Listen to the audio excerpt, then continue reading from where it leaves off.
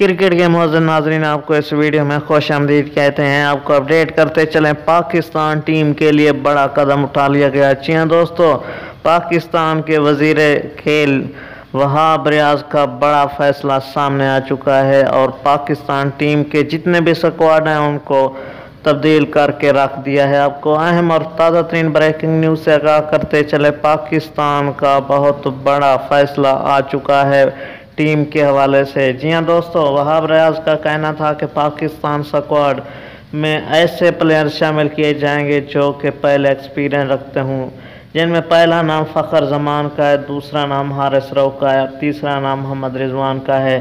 जी हाँ दोस्तों, इस स्क्वाड के कप्तान भी बाबर आजम होंगे। अभी तक ये फैसला नहीं हुआ कि नसीम शाह को या फिर शहीन शाह को टीम में वापस लाया जाएगा या फिर इसको अलहदा कर लिया जाएगा।